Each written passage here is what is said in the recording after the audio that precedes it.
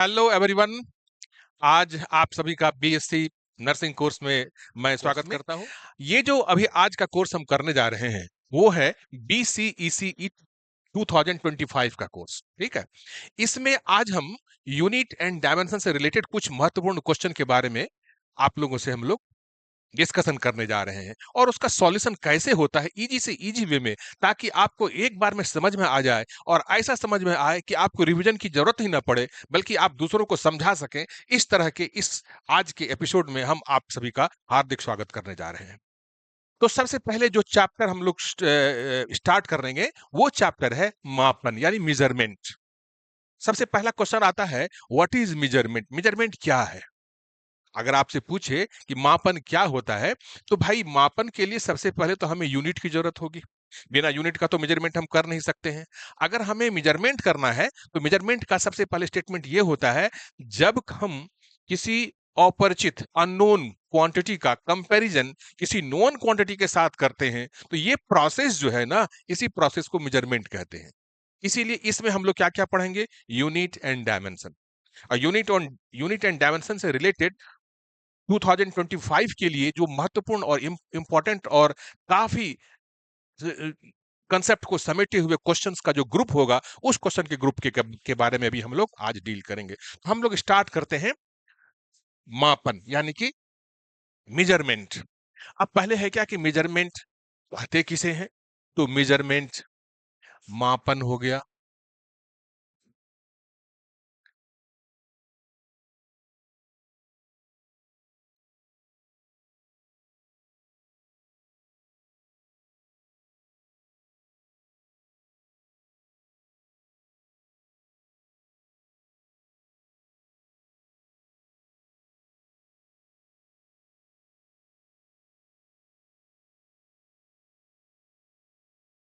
मापन, मापन इंग्लिश में क्या लिखेंगे इसको?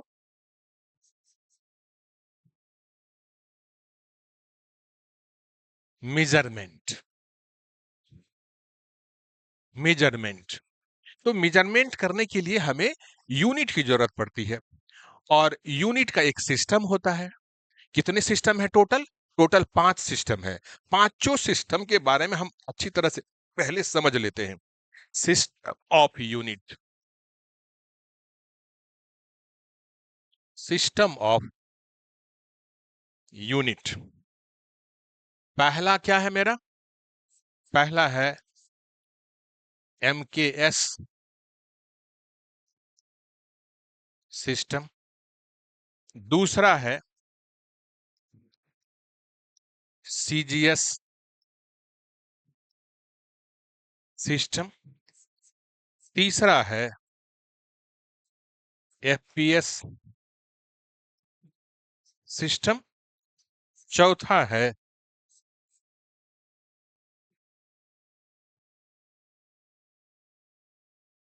चौथा है FPS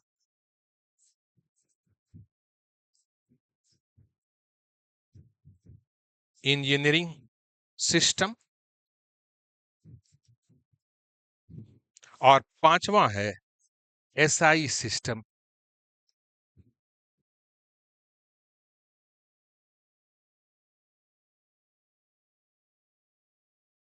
ठीक है, इसको फ्रांसीसी सिस्टम भी कहते हैं। क्या कहते हैं इसको? एक दूसरा नाम भी है इसका, फ्रांसीसी सिस्टम।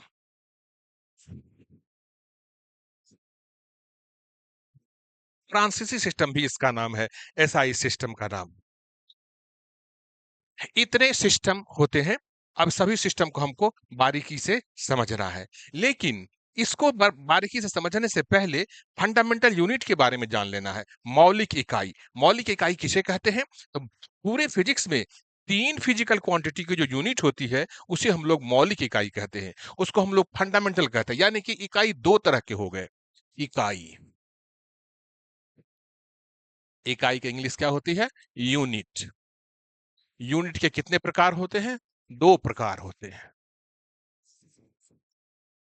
2 प्रकार के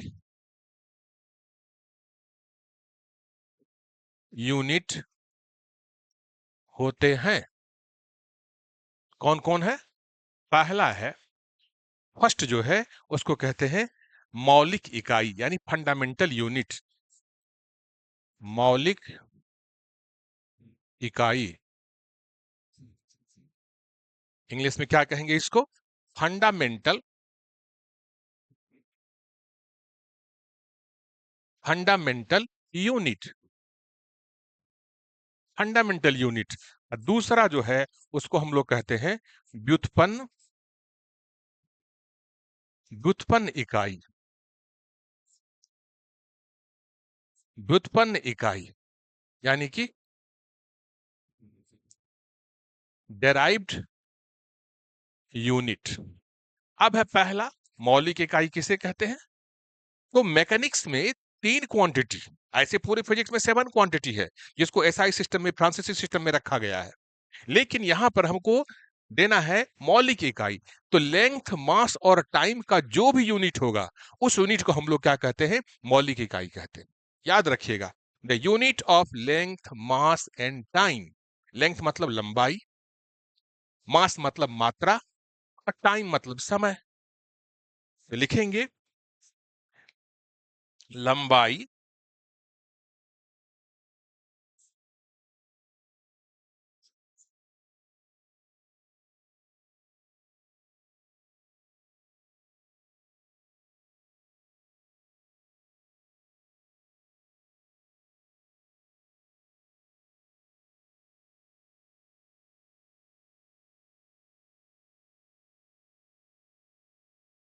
लंबाई, मात्रा एवं समय की इकाई को हम मौलिक इकाई कहते हैं। मौलिक इकाई,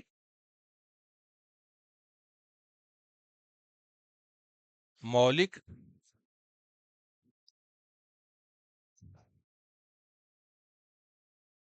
मौलिक इकाई कहते हैं। लंबाई,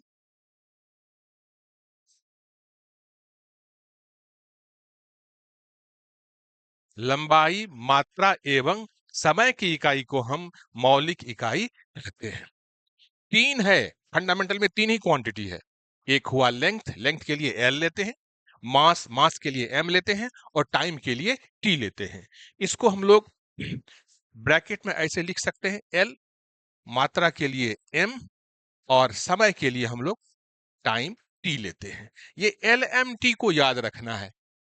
फंडामेंटल जो क्वांटिटी है यानी कि मौलिक इकाई जो है उसमें लेंथ, मास, टाइम ही के द्वारा हम सारे सिस्टम को डील करते हैं।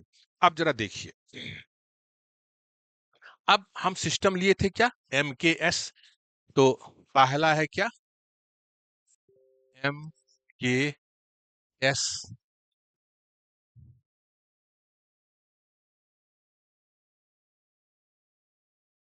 M K S system.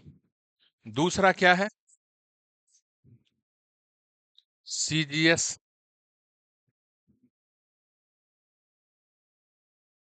System.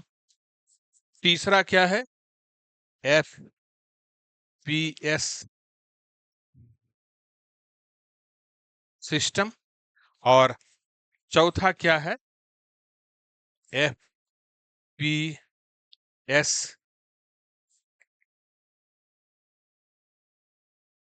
Engineering system.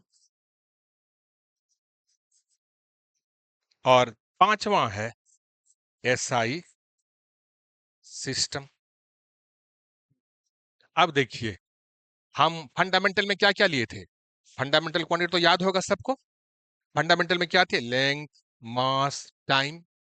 तो लेंथ, यहां मास, यहां टाइम। अब देखिए, लेंथ का मीटर, मास का किलोग्राम, टाइम का सेकेंड। तो ये जो मास किलोग्राम सेकेंड, ये एक सिस्टम बन गया। किसी भी फिजिकल क्वांटिटी के यूनिट को अगर हम लेंथ के जगह पे मीटर का यूनिट, लेंथ का तो बहुत सारा यूनिट होता है, लेंथ का तो सेंटीमीटर होता है, मिली, सेंटी, डेका, डेसी, हेक्टो, बहुत सारा होता है। उतना तो हम सबको यूज नहीं कर सकते हैं, लेकिन उसका एक तरीका बना दिया है। तरीका ये बनाया है कि अगर आप लेंथ के लिए यूज करें तो मीटर रखिए, मास के लिए यूज अब देखिए मास का भी बहुत सारा है, ग्राम है, मिलीग्राम है, सेंटीग्राम है, डेकाग्राम है, डेसीग्राम है, बहुत सारा ग्राम है। लेकिन कहता है नहीं, आप किलोग्राम लीजिए। लेंथ के लिए क्या लेना है? मीटर। मास के लिए क्या लेना है? किलोग्राम। टाइम के लिए क्या लेना है? सेकेंड। तो एक सिस्टम बन गया। ऐसे ऐसे यूनिट को एक साथ रख करके जब हम आंसर में या किसी चीज का मेजरमेंट करेंगे तो एम के सिस्टम हो जाता है। एम के सिस्टम हो जाएगा तो एम के एस में लेंथ के लिए हम लेते हैं मीटर, मास के लिए लेंगे किलोग्राम और टाइम के लिए क्या लेंगे? सेकेंड। उसके बाद आता है CGS system.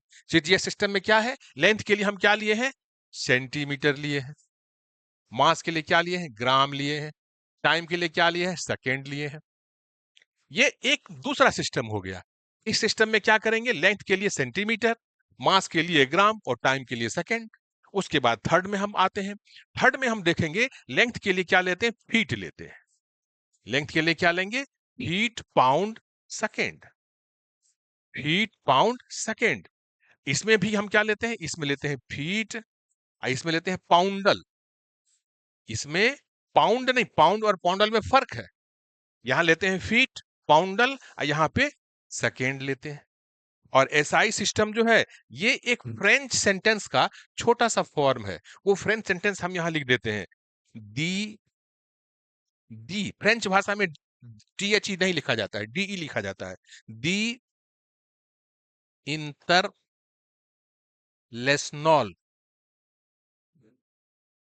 Inter inter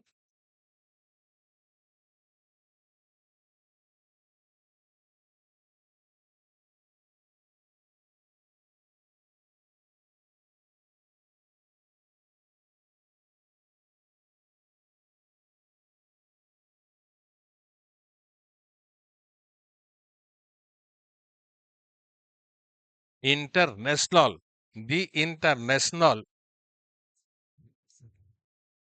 system ली। इसी सेंटेंस से आई लिया गया यहां पे और एस लिया गया यहां से। ये फ्रेंच भाषा का एक सेंटेंस है, डी इंटरनेशनल सिस्टम। आई और एस को एक साथ रख दिया और एसआई सिस्टम बन गया, एक नया सिस्टम बन गया। ठीक है।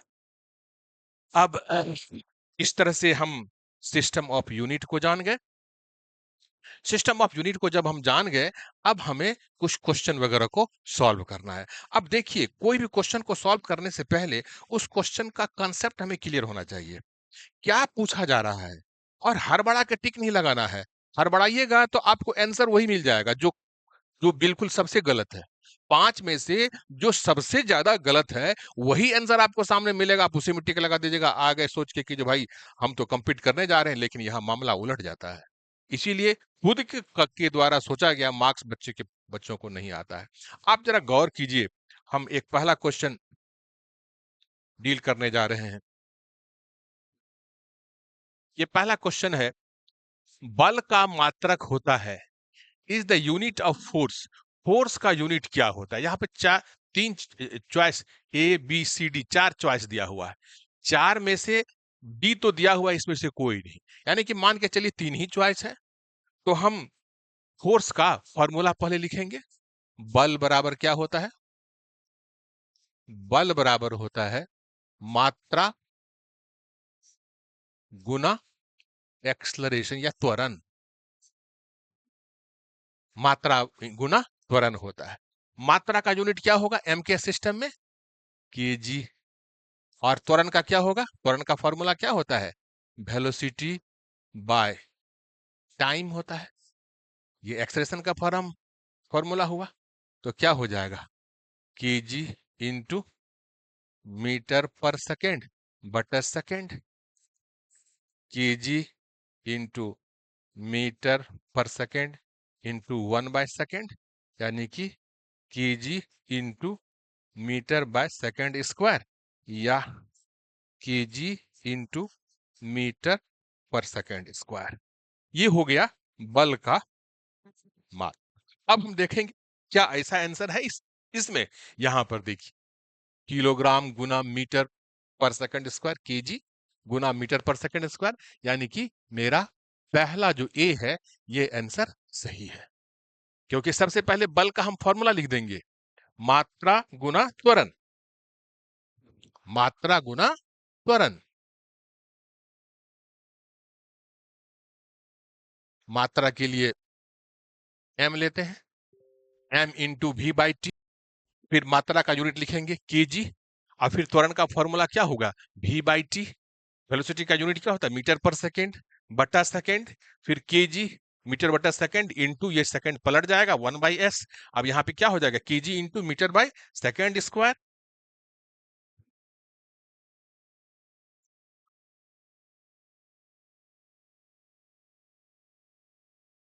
केजी इंटू मीटर बटा सेकंड स्क्वायर, इसलिए बल बराबर क्या हो जाएगा, KG into metre per second square. इस तरह से हम इस क्वेश्चन को सॉल्व कर सकते हैं।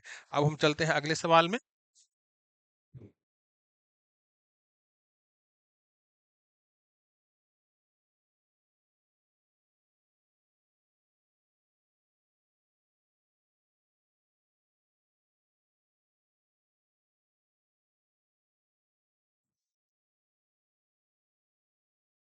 अगला क्वेश्चन देखिए, फ्रांसीसी मात्रकों की प्रणाली इसमें से कौन है। हम लोग सीजीएस के बारे में अभी भी पढ़े हैं, एफपीएस के बारे में भी हम कुछ पढ़े हैं, एमकेएस के भी बारे में पढ़े, और एसआई। और याद होगा एसआई सिस्टम जब हम लिख रहे थे उसमें बता रहे थे कि इसका एक और दूसरा नाम है फ्रांसीसी सिस्टम। इसीलिए फ्रांसीसी सिस्टम, ये डी जो है ये है। इसमें तो कुछ कैलकुलेशन की जरूरत नहीं है, इसका आंसर डी हो जाएगा। यानी कि SI system is the French French system of unit. ठीक है। क्वेश्चन नंबर 3 क्या है, प्रकाश वर्ष निम्न में से किस भौतिक राशि की इकाई है। अब यहां देखना है कि प्रकाश वर्ष आखिर कहते किसे हैं। प्रकाश तो अपनी गति से चलती है, अपनी गति से सूर्य की रोशनी कितनी दूर पर लगभग 15 करोड़ किलोमीटर की दूरी पर है, लगभग 15 करोड़ किलोमीटर। वहां से सूर्य को की रोशनी को धरती पे पहुंचने पे 8 मिनट करीब लग जाता है, 8 मिनट 20 सेकंड, कुछ समथिंग इसी तरह का लगता है। लेकिन स्पीड क्या है उसका, उसका है 3 लाख किलोमीटर पर सेकेंड। याद रखिएगा, स्पीड ऑफ लाइट इज 3 × 10⁻⁸मीटर पर सेकेंड। ये लाइट का स्पीड है। इस स्पीड से लाइट अगर चले, यहां पर पहले प्रकाश वर्ष का स्टेटमेंट लिख लीजिए, प्रकाश वर्ष,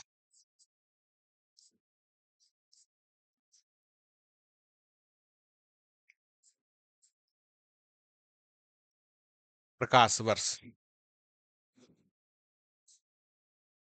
3 × 10⁸ मीटर पर सेकेंड के की गति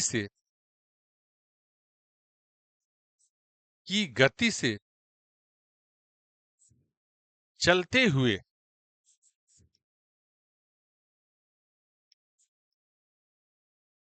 चलते हुए पूरे एक वर्ष में, पूरे एक वर्ष में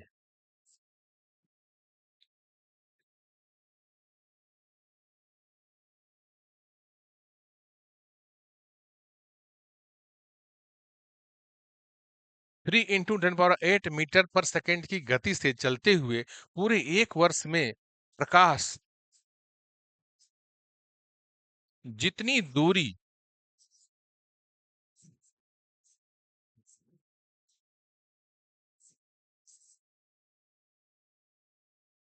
जितनी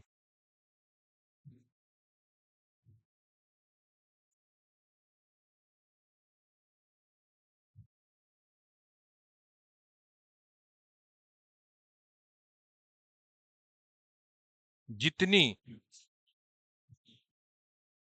दूरी तय करती है उसे प्रकाश वर्ष कहा जाता है। कहा जाता है मतलब क्या हुआ, प्रकाश वर्ष 3 × 10⁸ मीटर पर सेकंड की गति से चलते हुए पूरे एक वर्ष में प्रकाश जितनी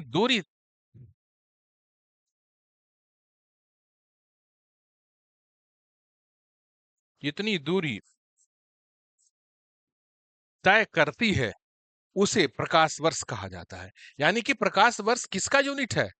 वर्ष का मतलब तो लगता है टाइम का होगा, नहीं, टाइम का नहीं है, ये प्रकाश वर्ष दूरी का यूनिट है। इसीलिए इसका आंसर क्या होगा? सी होगा, ये दूरी, सी का दूरी जो है ये इसका आंसर होगा।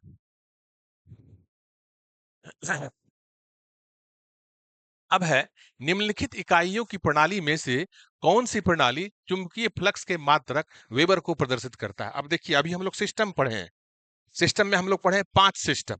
पहला सिस्टम क्या था? एमकेएस। दूसरा क्या था? सीजीएस। तीसरा क्या था? एफपीएस। चौथा क्या था? FPS engineering system. और लास्ट में पांचवा जो था वो एसआई सिस्टम था। तो यहाँ पे हमें पूछा जा रहा है कि निम्नलिखित इकाइयों की प्रणाली, यहाँ यहाँ सभी यूनिट का दिया हुआ है सिस्टम, कहता है इसमें वेबर जो है ये आपको चुंबकीय क्षेत्र का दिया हुआ है, चुंबकीय फ्लक्स, मैग्नेटिक फ्लक्स का यूनिट वेबर दिया हुआ है। यानी ये भी क्वेश्चन आप याद रखिएगा, जो चुंबकीय फ्लक्स का यूनिट वेबर होता है, तो वेबर किस सिस्टम में है? तो याद रखिएगा एसआई सिस्टम में है। वेबर क्या है, किस सिस्टम में है? एसआई सिस्टम में है। तो हम लोग यहाँ एसआई सिस्टम को टिक करेंगे। सी जो है, इसके लिए कोई एक्सप्लेनेशन नहीं हो सकता है, क्योंकि कोई यूनिट किस सिस्टम में है ये आपको समझना होगा, और प्रैक्टिस करते करते आपको याद भी हो जाएगा, इसीलिए इसका कोई कैलकुलेशन वगैरह नहीं है। इसीलिए इसमें हम लोग क्या करेंगे? सी एसआई सिस्टम। इसका दूसरा नाम क्या है? फ्रांसीसी सिस्टम। इसके बाद आता है, किस समूह में तीनों नियतांकों की विमाएं समान होती है? यहां कुछ फिजिकल क्वांटिटीज दिया हुआ है, भौतिक राशि, कुछ फिजिकल क्वांटिटीज है। इस फिजिकल क्वांटिटीज में आपको ये चेक करना है कि कौन सा ग्रुप ऐसा है जिसमें जितने भी फिजिकल क्वांटिटी दिए हुए हैं, 2 3 4 जो भी दिया हुआ है, उस सब का डायमेंशन एक होता है। अब जरा देखिए, हम देखते हैं वर्क, एनर्जी, फोर्स, कार्य, ऊर्जा, बल, क्या इस सब का जो डायमेंशन होगा वो एक होगा? नहीं, डायमेंशन एक नहीं होगा। कार्य, ऊर्जा, और यहां पर अगर पावर होता, शक्ति होता, तो हो जाता, क्योंकि ये लड़का सब कोई जानता है, वर्क, पावर, एनर्जी, यानी कि कार्य ऊर्जा शक्ति, अगर ये तीन होता तो यही आंसर हो जाता है, लेकिन यहां ये नहीं है, बल का यूनिट दूसरा हो जाता है। अब देखिए, वेग, संवेग, आवेग, यह भी नहीं है। वेग, संवेग, आवेग यह भी नहीं, वेलोसिटी, मोमेंटम, इंपल्स, सबका अलग हो जाता है। यहां भी है स्थितिज ऊर्जा, गतिज ऊर्जा और संवेग ऊर्जा, दोनों का सी ठीक है, इसका डायमेंशन एक ही होगा, लेकिन यहां संवेग आ गया, इसका नहीं होगा। अब हम यहां पर देखते हैं, दबाव, प्रतिबल, प्रत्यास्था गुणांक, यानी कि pressure, stress, coefficient of elasticity, इसका वही डायमेंशन होगा। तीनों का एक ही डायमेंशन होगा। किसी भी एक का डायमेंशन निकाल के हम तीनों का निकाल सकते हैं। जैसे हम प्रेशर का निकालते हैं, प्रेशर प्रेशर का होता है दबाव। प्रेशर का फॉर्मूला होता है force by area. Force by area, अगर हिंदी में लिखें इसको तो क्या हो जाएगा? बल बटा क्षेत्रफल। क्षेत्रफल, बल बटा क्षेत्रफल हो जाता है। तो फोर्स का डायमेंशन आखिर क्या होता है, फिर क्षेत्रफल का डायमेंशन क्या होता है, इस दोनों का डायमेंशन हम लिखते हैं। डायमेंशन अभी हम तो स्टार्ट नहीं किया, जो क्वेश्चन में आ गया है तो इसको हम सीधा आंसर ही इसका ये करेंगे, बताएंगे। अब जैसे फोर्स का फॉर्मूला क्या होता है? मात्रा गुना त्वरण। तो मात्रा का क्या होगा? m हो जाएगा, और त्वरण का क्या होगा? LT-2। ये हो गया डायमेंशन बल का। और क्षेत्रफल का क्या होता है? L², लंबाई गुना लंबाई। अब देखिए, ऊपर में एक एल है, नीचे में 2 एल है, एक एल तो ये हो जाएगा, कट जाएगा।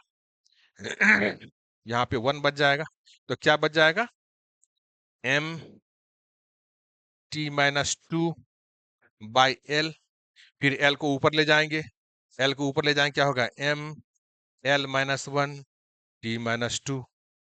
ठीक है, ऊपर एल जाएगा तो एल पर पावर हो जाएगा -1, और टी तो पहले से है ही टी माइनस 2। तो अब ये क्या हो गया, M L minus 1 T minus 2, सबका यही होता है, सबका डायमेंशन यही होगा। ठीक है ना, स्ट्रेस भी एक फोर्स ही है, कोएफिशिएंट ऑफ इलास्टिसिटी यह भी एक तरह का फोर्स है, तीनों का डायमेंशन एक ही यही होगा। मैंने एक का निकाल के दिखा दिया है। अब हम लोग चलते हैं अगले क्वेश्चन में। आप डायमेंशन के लिए एक दिन अलग से मैं क्लास लूंगा, जिसमें डायमेंशन के जो यूजेस हैं, 5 उसके यूजेज है। जब वो पांचों यूज को आप अच्छी तरह से समझ जाएंगे, तो कितना भी हार्ड सवाल क्यों ना हो, आप आसानी से उसे बना सकते हैं। एकदम आपको याद हो जाएगा, इतना मजा आएगा उसको समझ लेने के बाद बनाने में, आपको उस वो काम छोड़ के कोई दूसरा काम करने का मन ही नहीं करेगा। इससे बहुत सारे क्वेश्चन एग्जाम में आते हैं। अब देखिए, यहाँ है क्या, निम्न में से कौन सी राशि श्यानता गुणांक की सही विमा को प्रदर्शित करता है। इसमें हमें देखना है क्या, which of the following quantities represents the correct dimension of viscosity coefficient. अब है क्या कि ये श्यानता, पहले विस्कोसिटी कोफिशिएंट होता क्या है, विस्कोसिटी का मतलब पहले होता क्या है ये आप जान लीजिए। विस्कोसिटी जो वर्ड है, विस्कस, विस्कस मतलब होता है गाढ़ा, विस्कस मतलब क्या होता है, गाढ़ा। और विस्कोसिटी मतलब क्या होता है, गाढ़त्व। अच्छा एक बात बोलिए, पेट्रोल और डीजल दोनों में कौन गाढ़ा है, डीजल गाढ़ा है। व्हीकल्स में हम लोग डीजल, बड़े गाड़ी में हम लोग डीजल यूज करते हैं, छोटी गाड़ियों में हम लोग पेट्रोल यूज करते हैं। तो शहद, शहद ज्यादा गाढ़ा है कि पानी ज्यादा गाढ़ा है, शहद ज्यादा गाढ़ा है, वो विस्कस ज्यादा है। तो उसका कोफिशिएंट कितना, कौन विस्कस है, दूध ज्यादा विस्कस है कि पानी, तो दूध बोलेंगे। दूध ज्यादा विस्कस है कि शहद, तो बोलेंगे भाई शहद ज्यादा विस्कस है। तो आखिर कैसे हम पता लगाते हैं, तो इसका भी एक मेजरमेंट है, उसका कोफिशिएंट होता है। उस कोफिशिएंट का जो डायमेंशन होता है, वो डायमेंशन ये है, C M L minus, C का क्या होगा, M L minus 1 T minus 1। ठीक है, अब देखिए, इसका इस तरह से आंसर होगा। लेकिन डायमेंशन का यूज जब तक हम पांचों नहीं पढ़ेंगे, तब तक हमको वो क्लियर समझ में नहीं आएगा। कहता है क्या, अगर, नेक्स्ट क्वेश्चन है 7th नंबर का क्वेश्चन, यदि एनर्जी, ऊर्जा, वेग वेलोसिटी तथा समय यानी कि टाइम को अगर मूल राशि मान लिया जाए, वैसे मूल राशि मैकेनिक्स में ये तीनों नहीं होता है। मूल राशि क्या क्या होता है मैकेनिक्स में, लेंथ हो गया यानी कि लंबाई, देख याद रखिएगा इस बात को, लंबाई, मात्रा और टाइम, समय, समय इंग्लिश में लिखिए तो ये हो जाएगा लेंथ, ये हो गया मास, ये हो गया टाइम। ठीक है, लेंथ मास टाइम, ये मैकेनिक्स का फंडामेंटल यूनिट है। इससे पहले हम लोग इसी को ये कर रहे थे, लेकिन यहाँ पे क्वेश्चन थोड़ा सा ट्विस्टेड है, घुमाया हुआ है, लेकिन मजेदार है, आपको इंटरेस्ट आएगा जबरदस्त। लेंथ के लिए हम लोग एल यूज करते हैं, मास के लिए एम यूज करते हैं, और टाइम के लिए टी यूज करते हैं। इसीलिए एक ग्रुप बन गया एल एम टी, यानी लेमन टी। लेमन टी तो हम लोग पीते हैं, मैं उसकी बात नहीं कर रहा हूं, ये L M T length mass और टाइम की बात है। ठीक है ना, पढ़ाई को हरदम एंजॉय कीजिए, कभी प्रेशर को आप कभी पढ़ाई को अपने पर प्रेशराइज नहीं होने दीजिए। पढ़ाई प्रेशराइज, अगर प्रेशर बन जाए तो फिर उससे तो आपको ये होने, नफरत होने लगेगा। पढ़ाई को एकदम सबसे प्यारा चीज होता है। तो लेंथ मास टाइम, यहाँ पे क्वेश्चन कहता है कि नहीं, ये लेंथ मास टाइम नहीं है, क्या है, एनर्जी है, वेलोसिटी है और टाइम है। अब कहता है क्या कि जो if energy, velocity and time are considered as basic quantities, then find the dimension of surface tension. अब देखिए, इस पे बेस्ड कई सवाल आपको अभी सामने आने वाले हैं, कई तरह का सवाल। हम एक को ये थोड़ा लंबा डील करके बताएंगे, इसको आप ठीक से समझ लीजिएगा, और बाकी सवाल में इसी प्रोसेस का यूज करते हुए आप उसका सॉल्यूशन कीजिएगा, निकालिएगा। चलिए हम इसको ये कर देते हैं।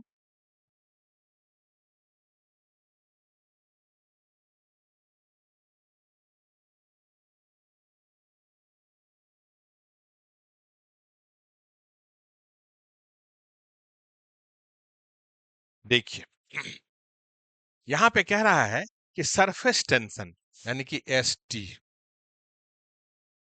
किस किस पे डिपेंड कर रहा है? एनर्जी पे, उसके बाद वेलोसिटी पे, उसके बाद टाइम पे। अब मान लिया कि इस पे पावर ए है, इस पे बी है, इस पे सी है, तो हम ऐसे लिख सकते हैं surface tension is equal to K E ए भी बी टी सी। के जो कांस्टेंट है इसको कुछ देर के लिए हम अलग रेस्ट में रख देंगे, क्योंकि बार बार के को लिखने से कोई फायदा नहीं है, लास्ट में हम आंसर में इसको लाएंगे। अब हम इसके साथ आगे बढ़ते हैं, क्या क्या करना होगा। सरफेस टेंशन का डायमेंशन क्या होता है? सरफेस टेंशन का डायमेंशन होता है mt-2। यहाँ के को हटाएंगे। एनर्जी का डायमेंशन क्या होता है? ml²t-2, और इस पर पावर हम देंगे a। वेलोसिटी का डायमेंशन कितना होता है? lt-1, इस पर पावर देंगे हम b। और टाइम का होता है t, तो t दिया और इस पर पावर दिया c। अब हम क्या करेंगे?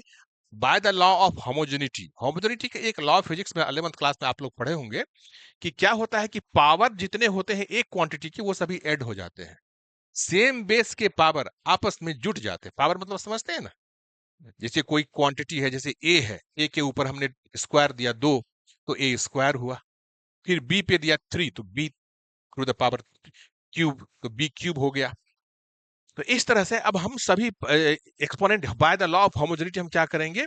अब देखिए m पर पावर कितना है 1, t पर पावर कितना है -2, l नहीं है तो यहाँ पे l को लिख दिया 0। अब यहाँ पे देखिए m कहाँ कहाँ है? m एक ही जगह है, तो m पर पावर a। l देखिए कहाँ है? l पर कितना पावर है? 2 इंटू a। l पर पावर कितना है? 2a।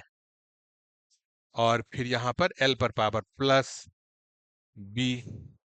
अब देखिए t पर पावर कितना है?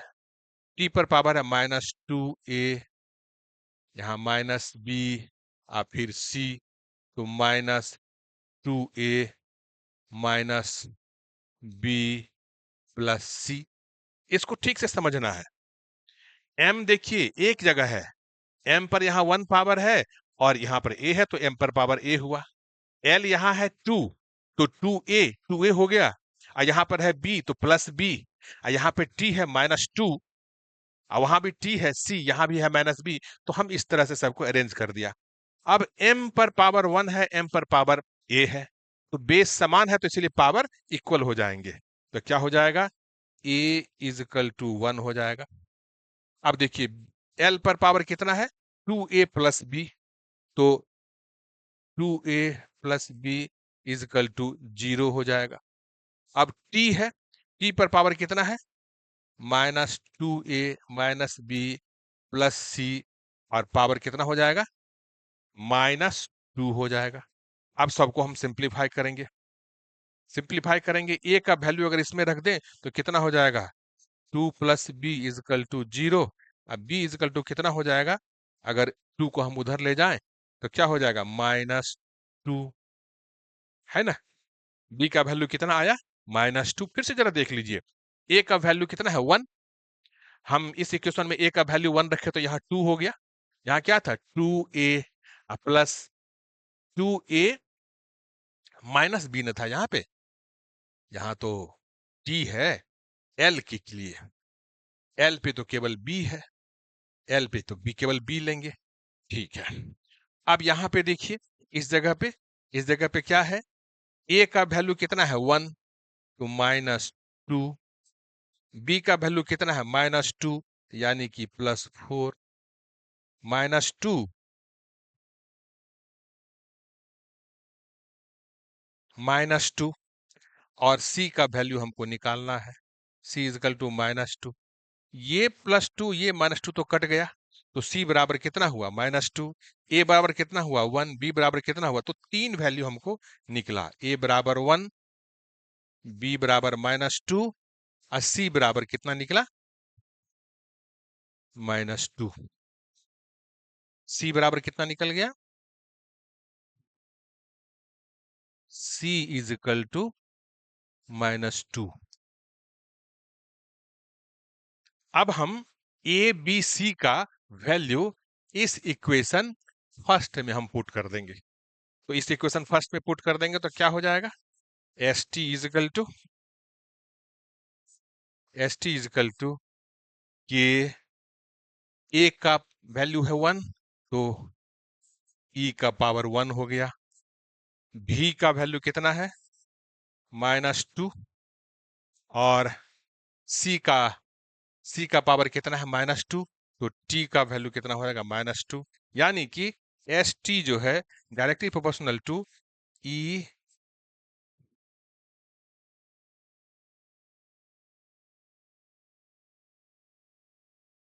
जो है डायरेक्टली प्रोपोर्शनल टू ई, उसका भी -2 और टी -2, यही आंसर मेरा होगा। देखिए इस तरह का आंसर है कहीं पे, पहला को देखिए, पहला नहीं है। दूसरा को देखिए, ई भी to the power -1 T to the power -2, यहां देखिए बी से मिलता जुलता है ये, और डी में देखिए वो नहीं है, इसीलिए मेरा बी जो है ये मेरा आंसर हो गया। ये हमारा सही, इसका करेक्ट आंसर होगा, इसलिए इसका आंसर क्या हो जाएगा, B is the correct answer. ये आप ठीक से समझ लीजिए, क्योंकि इतना कैलकुलेशन हर सवाल में करना थोड़ा सा आप ही को बोर लगेगा, लेकिन कंसेप्ट क्लियर होना चाहिए, समझ लेंगे हम कि सरफेस टेंशन किस किस क्वांटिटी से प्रोपोर्शन में है, ई भी टी जहां इन क्वेश्चन में दिया हुआ है, और सबका वैल्यू हम लिखते चले जाएंगे और सबका डायमेंशन लिख देंगे एम टी में। अब ये डायमेंशन कैसे होता है, ये हम एक क्लास लेंगे तब आपको अच्छी तरह से बताएंगे।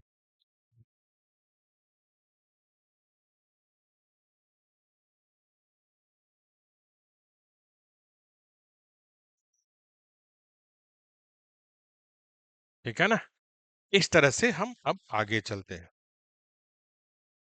अब है क्या,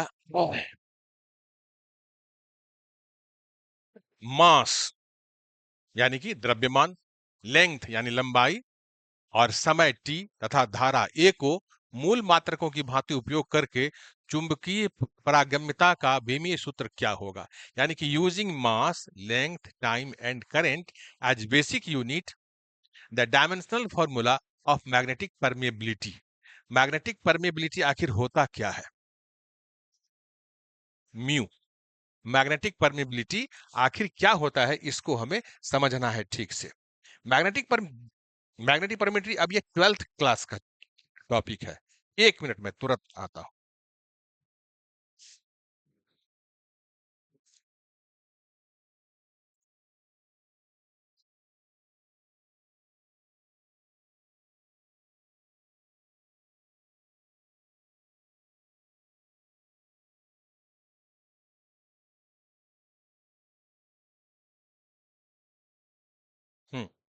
मैग्नेटिक परमेबिलिटी किन किन क्वांटिटी पे डिपेंड करता है, फिर उसी तरह से हम इसको सॉल्व करते चले जाएंगे। जैसे म्यू है मैग्नेटिक परमेबिलिटी का सिंबल है। अब कौन कौन क्वांटिटी है इसमें, ये डायरेक्टली प्रोपोर्शनल होता है, क्या क्या, मास, लेंथ, टाइम और धारा। फिर इस पे हम ए बी सी डी मानेंगे, फिर इसको हम हटाएंगे। इस तरह से सबको हम सॉल्व करते चले जाएंगे, तो मेरा आंसर ये बी वाला जो है ये आंसर आ जाएगा। इससे पहले वाले सवाल के आधार पर ही ये आपको बनाना पड़ेगा, आप जरा खुद से बनाएंगे और आंसर इसका यही आ जाएगा, एम एल टी -2 ए -2। हम आते हैं क्या कि x बराबर 3y/z² में y का विमीय सूत्र एम के एस प्रणाली में ज्ञात कीजिए, जहां x एंड z क्रमशः धारिता तथा चुंबकीय क्षेत्र को प्रदर्शित करते हैं। Find the dimension formula of y in the expression x is equal to 3y/z² in M K S system, here x and z है यहाँ पे। ये आपको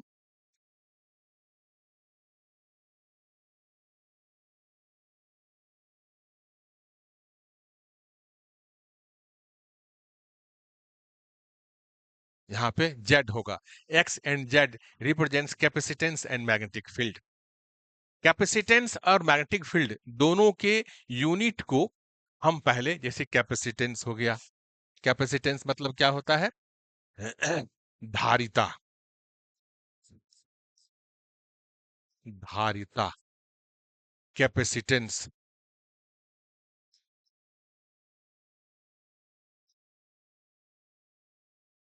कैपेसिटेंस, और दूसरा है मैग्नेटिक फील्ड। मैग्नेटिक फील्ड चुंबकीय क्षेत्र।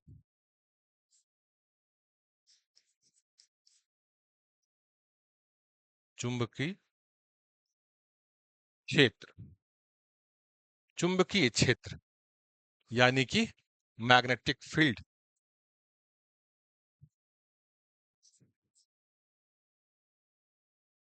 मैग्नेटिक फील्ड, इस दोनों यहां पे ये किसको रिप्रेजेंट कर रहा है? एक्स, एम का system, here X and Z represents, ये एक्स है और ये जेड। धारिता, कैपेसिटेंस और चुंबकीय क्षेत्र। चुंबकीय क्षेत्र में क्या हो गया? Magnetic field. ठीक है। अब इसमें देखिए यह भी उसी तरह से बनेगा, दोनों का डायमेंशन हमको लिखना होगा और डायमेंशन लिख करके तभी हमको आंसर निकालना होगा इसके लिए।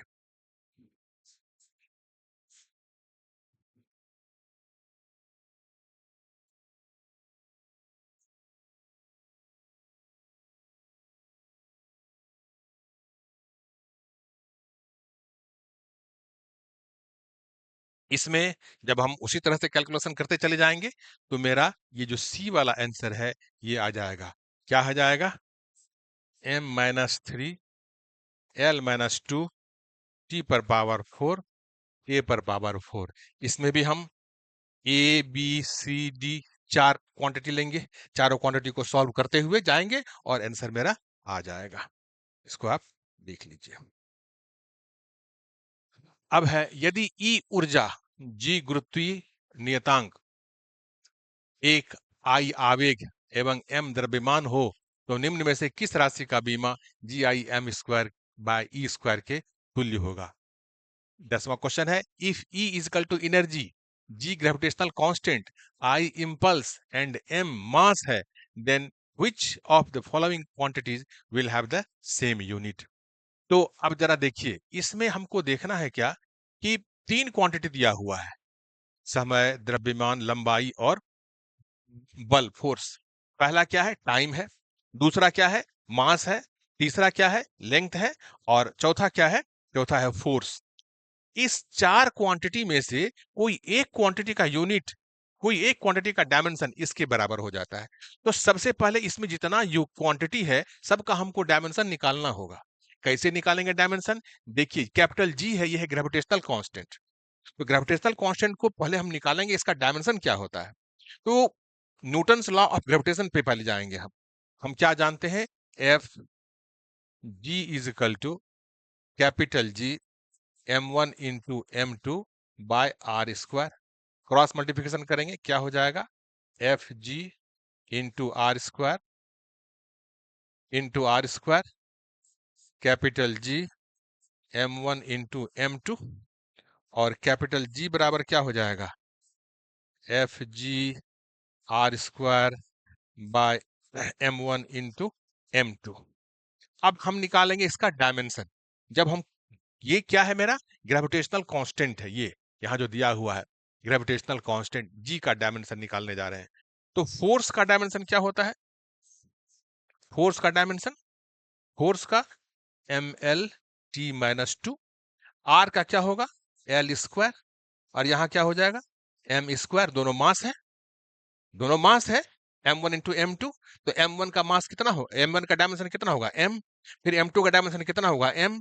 m और m को मल्टीप्लाई करेंगे, m² हो जाएगा। एक m इससे तो कट जाएगा, ये और ये कट गया, तो क्या बच गया? नीचे में एक m बच गया। ऊपर में क्या है? LT-2 into l²। अब ये नीचे वाला m जो है इसको हम ऊपर शिफ्ट करेंगे, ऊपर शिफ्ट करेंगे तो इस पर क्या हो जाएगा? पावर -1 आएगा। तो फाइनली g का हमारे पास डायमेंशन क्या आ जाएगा? कैपिटल जी, सॉरी,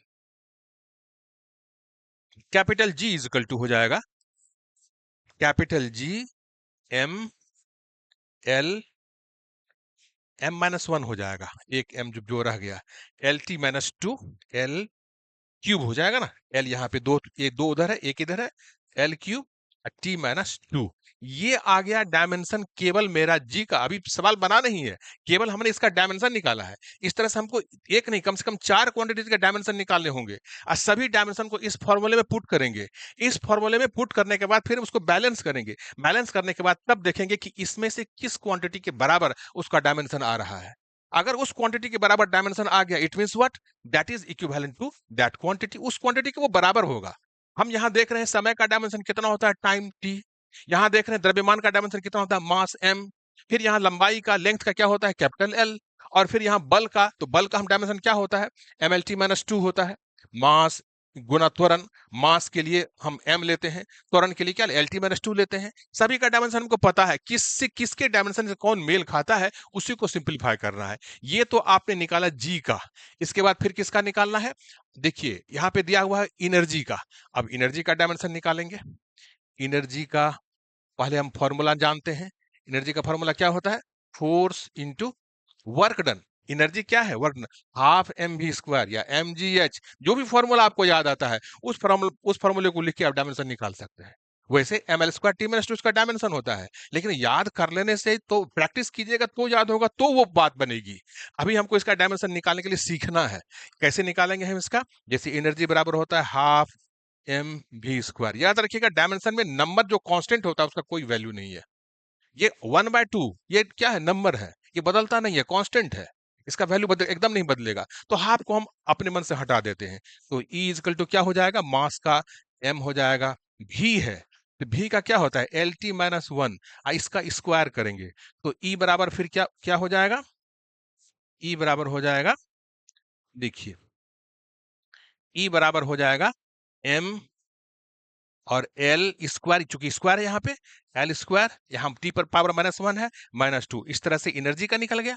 यहाँ पे हमने जी का निकाला, इस फिर एनर्जी का निकाले, फिर हम आई का निकालेंगे, फिर एम का निकालेंगे। सब का डायमेंशन जब रखेंगे इस फॉर्मूले पे और सब को काटेंगे, तो काटने के बाद सिर्फ एक नंबर बचेगा। वो कौन सा नंबर होगा, वो टी होगा। यानी कि समय के बराबर उसका ये होता है। हम सिक्स्थ जो क्वेश्चन बना रहे थे उसमें हम सारा प्रोसेस बताए हैं, कैसे कैसे हम काटते हैं, कैसे कैसे निकालते हैं। उसको ऑलवेज माइंड में रखिएगा, क्योंकि चारों 5 8 10 सवाल आपको उसी उसी पैटर्न पे आने जा रहा है। सब सवाल उसी पैटर्न पे है, तो इसीलिए एक पैटर्न को याद रखना है और उसी के हिसाब से उसको हम प्रैक्टिस करेंगे तो आराम से मेरे हमको याद हो जाएगा और आराम से उसको निकाल लेंगे। तो इसका आंसर हो जाएगा ए। ठीक है ना, ए इसका आंसर हो जाएगा। ये 10th नंबर का क्वेश्चन है। इसके बाद हम आगे चलते हैं। आगे में देखिए कहता है क्या कि प्रदर्शित संबंध y है क्या, डिस्प्लेसमेंट है। किसी भी क्षेत्र में जब डिस्प्लेसमेंट हम निकालते हैं एंगल के बेस्ड, ये है एंगुलर वेलोसिटी पे। एक वेलोसिटी होता है लीनियर। लीनियर वेलोसिटी हम लोग 11th क्लास के एक थर्ड और फोर्थ चैप्टर में पढ़ते हैं। जब ओमेगा की बात हम करेंगे, एंगुलर वेलोसिटी जब आएगा तो सारा कुछ बदल जाएगा। वहां पे जो लीनियर होता है डिस्प्लेसमेंट, वो आ जाता है यहाँ एंगुलर। जो वहां एस था वो यहाँ थीटा हो जाएगा। याद रखेगा इस चीज को। जो वहां वेलोसिटी है, लीनियर वेलोसिटी, वो हो जाएगा ओमेगा। वो हो जाएगा ओमेगा हो जाएगा। ओमेगा क्या हो जाएगा, एंगुलर वेलोसिटी। वो हो जाएगा एंगुलर वेलोसिटी। क्योंकि हम देखते हैं क्या कि v का मतलब हुआ सीधा से जो ऑब्जेक्ट जा रहा है, लीनियर वेलोसिटी हो जाएगा। लीनियर वेलोसिटी हो गया।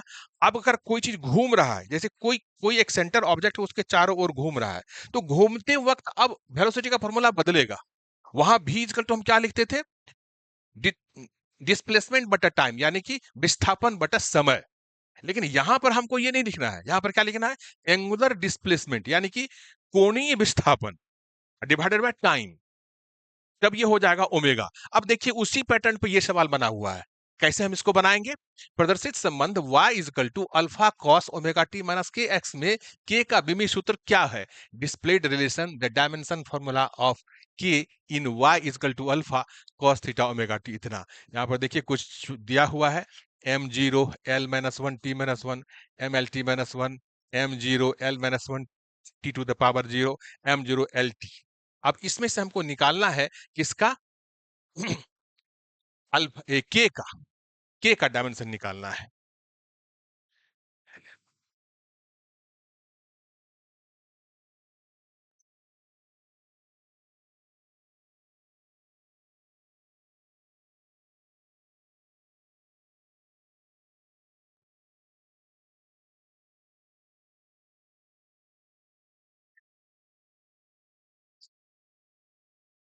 देखिए ये इसका डायमेंशन निकलेगा। कैसे ये निकला? m का कोई वैल्यू ही नहीं है, हम इसको ऐसे भी लिख सकते हैं, केवल l पर पावर -1 कर देंगे, ऐसे भी लिख सकते हैं, ये भी मेरा सही है। लेकिन हमें ये बताना है कि भाई इस डायमेंशन में m कुछ भी नहीं है, टाइम कुछ भी नहीं है, लेकिन लेंथ है। लेंथ वो भी कैसा है? इनवर्स में है, 1/l हम लेके चलते हैं। तो m नहीं है कि अगर कोई हमको कहे कि भाई मैं ये तो आराम से बोल सकता हूं कि मेरे पॉकेट में 2 करोड़ रुपया नहीं है, सीधी सी बात है, सही बात है, 2 करोड़ नहीं है। डायमेंशन ये हमें सिखाता है, जो चीज नहीं है उसके लिए आप एक क्लियर अपना व्यू रखिए। तो हमने यहां बताया है कि m नहीं है, t नहीं है, लेकिन l है, इसीलिए m0 t0 l to the power -1। यह भी पिछले वाले सवाल के ही ढर्रे पे बनेगा। अगर उस तरह से बनाने लगेंगे तो ये कम से कम 3 बहुत ये होगा, टाइम भी लगेगा और एक्सप्लेन इतना फॉर्म ज्यादा हो जाएगा कि आपको फिर उसको कैच करने में दिक्कत होगा। खुद प्रैक्टिस करना बहुत जरूरी है। 6th नंबर के क्वेश्चन में जो भी प्लानिंग दिया गया है, उस प्लानिंग के हिसाब से आपको डील करना है।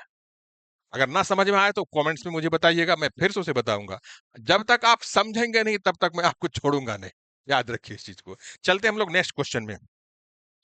नेक्स्ट क्वेश्चन है, गुरुत्व के अंतर्गत गिरती हुई वस्तु का वेग g पर पावर x h पर पावर y के समानुपाती है, जहां g गुरुत्वीय त्वरण है, एक्सलेरेशन ड्यू टू ग्रेविटी, तथा h जो है वो ऊंचाई है, हाइट है। x तथा y का मान क्या है?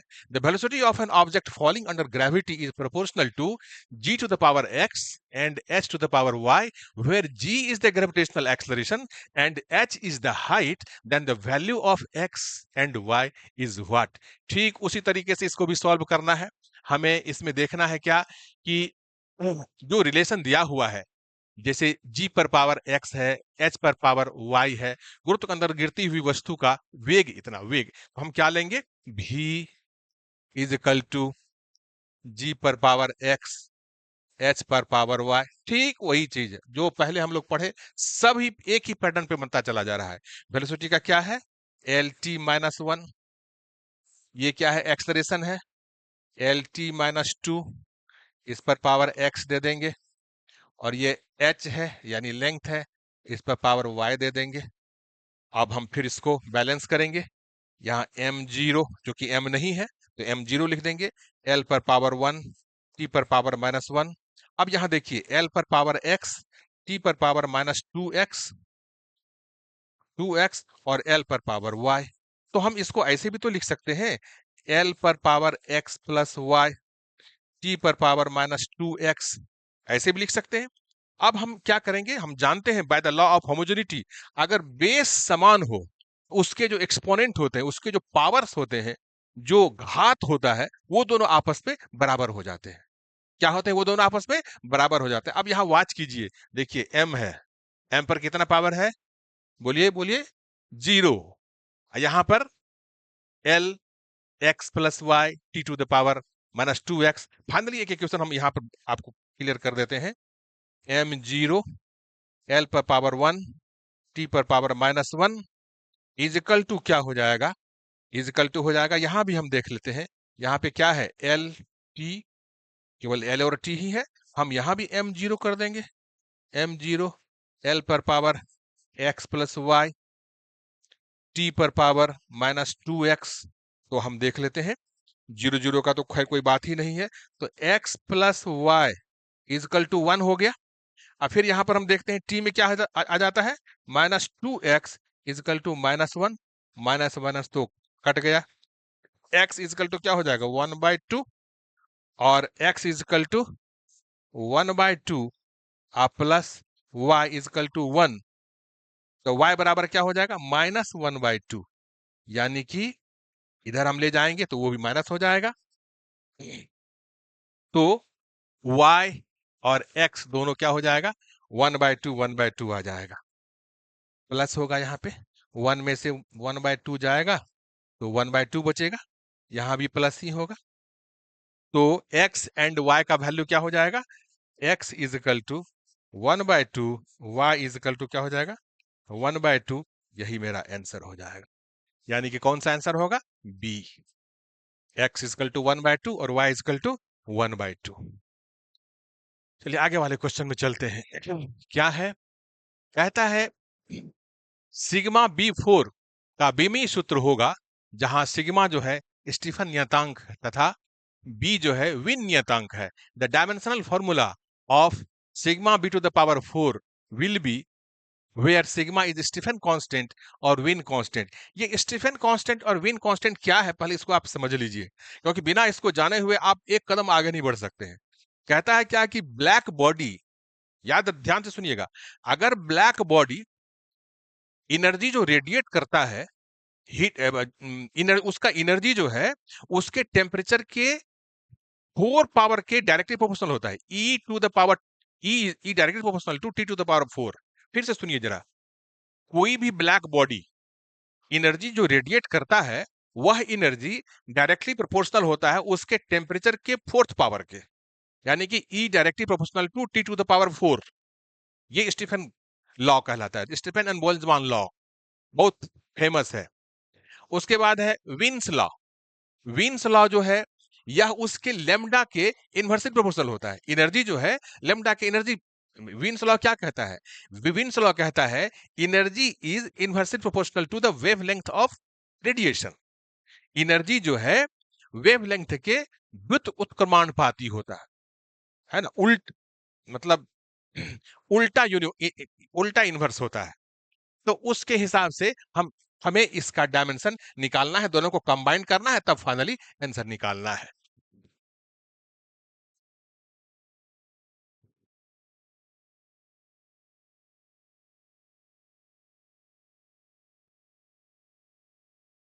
अब देखिए, दोनों के डायमेंशन को जब हम कंबाइन करेंगे तो हमें ये वाला डायमेंशन आ जाएगा। ठीक वही वही प्रोसेस, वही प्रिंसिपल हमको अपनाना है, और उसके हिसाब से m l पर पावर 4 t पर पावर -3 ये डायमेंशन मेरे पास आ जाएगा 13। अब हम अगले एक ही प्रोसेस पे सारा सवाल बनने जा रहा है, याद रखिएगा।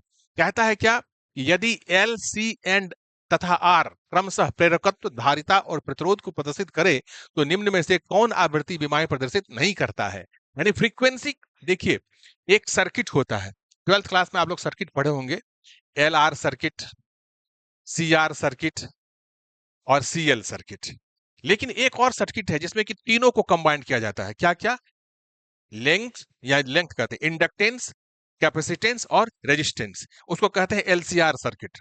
तो एलसीआर सर्किट में जो फ्रीक्वेंसी होगा वो कहता है कि इसमें कौन सा फ्रीक्वेंसी को इक्वलाइज नहीं करता है। सभी सर्किट का इसमें दिया हुआ है, इसमें किसी एक सर्किट का नहीं है। एलसीआर का भी दिया हुआ है, आरएल का भी दिया हुआ है, आरसी का भी दिया हुआ है, लेकिन एक है जो बिल्कुल ही गलत है, वैसा नहीं हो सकता है, ये है डी। एलसीआर सर्किट में दो दो सर्किट करके भी एक दो दो इंडक्टर, एक हुआ इंडक्टर, देख लीजिए ये हुआ इंडक्टर, इसका इंडक्टेंस होता है एल, और ये देखने में ऐसा लगता है ये। उसके बाद होता है कैपेसिटर,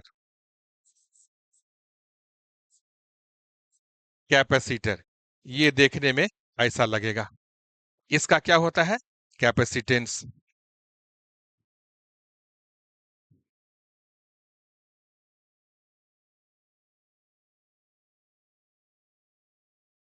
ये हो गया कैपेसिटेंस, ये सी हो गया इंडक्टर, कैपेसिटेंस, और है रेजिस्टेंस, रजिस्टर, रजिस्टर इसको आर से रिप्रेजेंट करते हैं, इसका सिंबल होता है ऐसा। अब इस तीनों को अगर सर्किट, ये हो गया एल, ये हो गया सी, ये हो गया आर, इसका फ्रीक्वेंसी होता है 2π√√L/R, ये इसका फ्रीक्वेंसी है। लेकिन कहता है क्या कि डिफरेंट डिफरेंट सर्किट में दो दो को आप यूज करेंगे तो किस स्थिति में वो इसका रिजल्ट आएगा। ठीक है ना?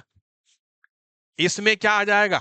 देखिए, इसमें Q directly proportional to V, तो Q is equal to C into V, C is equal to Q/V।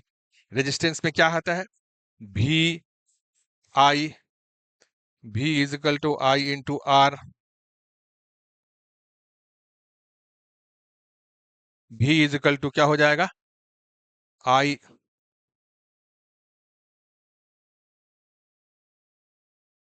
भी varies as I, V is equal to I into R, R बराबर क्या हो जाएगा, भी बाय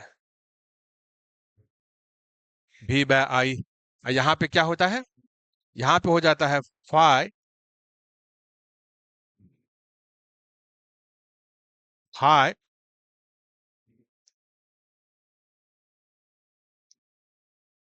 यहां पे हो जाएगा फाई, ईएमएफ है, phi directly proportional to I, phi is equal to K into I, और के बराबर क्या हो जाएगा, phi by I, phi by I. ये तीनों रिलेशन को बिल्कुल माइंड में सेट करके रखना है, एक एक दूसरे के का ही कॉपी कर रहा है। क्या क्या है, फाई क्या है, ईएमएफ है, वो डायरेक्टली प्रोपोर्शनल होता है करंट का इंडक्टर में, phi is equal to K into I, K is equal to phi by I, phi directly proportional to voltage, और क्यू यहाँ पे क्यू है, Q is directly proportional to voltage, Q is equal to C into V, C यहाँ पे क्या है, capacitance है, C बराबर क्या हो जाएगा, Q बाय V। उसी तरह से अब यहां देखिए, ये हो गया आपका, ये हो गया आपको इंडक्टेंस, ये क्या हो गया कैपेसिटेंस, ये क्या हो गया रेजिस्टेंस। सबका अलग अलग कॉफिशिएंट है, और हर कॉफिशिएंट का फंक्शन अलग अलग है। एक में ईएमएफ डेवलप हो रहा है, दूसरे में कैपेसिटेंस डेवलप हो रहा है, और तीसरे में रेजिस्टेंस डेवलप हो रहा है। अब तीनों के हिसाब से रेजिस्टेंस सबका बदलता रहेगा, सॉरी रेजिस्टेंस नहीं, फ्रीक्वेंसी, तीनों के हिसाब से फ्रीक्वेंसी बदलेगा। यहां पर सारा का फ्रीक्वेंसी दिया हुआ है, लेकिन एक ठो जो है वो गलत है, तीन का तो ऊपर सही, ए बी सी तीनों सही है, हर एक सर्किट का अलग अलग फ्रीक्वेंसी दिया हुआ है, लेकिन ये किसी सर्किट का फ्रीक्वेंसी नहीं है। इसीलिए यहां पर क्या कह रहा है कि कौन आवृत्ति की बीमाएं प्रदर्शित नहीं करता है, बाकी तीनों कर रहा है, एक नहीं कर रहा है। इसको आप सेलेक्ट तभी कर सकते हैं जब ये रिलेशन आपको पता होगा, इसीलिए इसको ठीक से याद रखिए। तीन केस है इसमें, एक हो गया इंडक्टर, दूसरा हो गया कैपेसिटर, तीसरा हो गया रजिस्टर, और तीनों में अलग अलग कॉफिशिएंट को यूज करेंगे हम लोग, तब लास्ट में हमें ये आंसर आएगा। तो डी मेरा ये आंसर हो गया, सी बाई एल ये आ गया आंसर। इसको अच्छी तरह से याद कर लेंगे आप लोग। अब देखिए 15 नंबर का क्वेश्चन है, P is equal to R T by V, ये बोल्ट्जमान कौन, और तब अल्फा का विमीय सूत्र क्या होगा। आज आप देखिए, प्रेशर वॉल प्रेशर वॉल्यूम और आरटी, आरटी क्या है, टेम्परेचर कांस्टेंट है, टी यहाँ पे केल्विन में है, पीबी इजकल टू आरटी है ना। तो पीबी इजकल टू आरटी में भी अगर हम निकालेंगे तो क्या हो जाएगा, आरटी बाय पी हो जाएगा। उसी का डायमेंशन यहाँ हमको लिखना है। देखिए पहला क्या है, M L minus one T to the power minus two, M minus one L to the power minus one T to the power minus two, M L minus two T to the power minus two, M L square T minus one. इन सारे dimension को लिखते हुए हमें last में इस चीज को देखना है कि कौन सा डायमेंशन किसके साथ टैली नहीं कर रहा है, और तब हम उसके हिसाब से जा सकते हैं। लास्ट में देखेंगे क्या कि एम एल माइनस वन ये जो है, M L minus one T minus two, ये डायमेंशन इसका आ जाएगा। ये लेकिन रिलेशन कौन सा यूज करेंगे, P V is equal to R T, volume बराबर क्या हो जाएगा, R T by P, R constant है, V is equal to T by P, T by P, इसको इसका डायमेंशन हम लिख करके ये आंसर हम ले आते हैं। तो इस तरह से आज यहीं तक हम लोग पढ़ाई रखते हैं। मुझे पूरी आशा है कि आप लोग पूरा कंसेप्ट आपका क्लियर हुआ होगा। जहां भी अगर कंसेप्ट क्लियर ना हुआ हो तो फिर झा सर आपके लिए तैयार है, और एक एसएमएस, एक मैसेज आपके सारी दुविधाओं को दूर कर देगा। Thank you very much. Okay.